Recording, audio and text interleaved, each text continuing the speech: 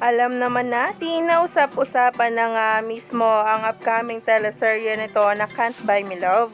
Pero mas lalo ang pinag-usapan ng ibalita na nga ito sa TV Patrol, na talaga nga namang kinagiliwan dahil headline pa nga ito. Grabe nga talaga ang excitement ngayon ng mga bula dahil sa sunod-sunod na kaganapan ng Don Bell at sa kaabang-abang na teleserye na talagang magpapakilig, magpapa-intense ng inyong gabi. Kaya naman narito na ang ating latest update tungkol mismo kay Donnie Pangilinan at Bel Mariano na ngayon ay nagtitrending na at pinag-uusapan.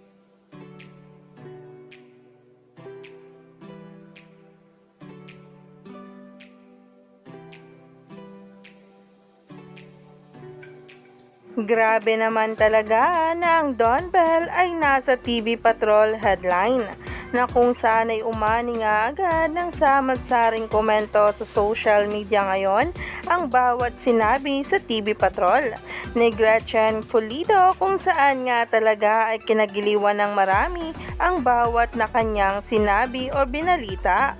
Ang kanilang ang upcoming teleserye na bibida sa prime time ay talagang inaabangan na. At talaga nga namang excited na ang marami dahil dito.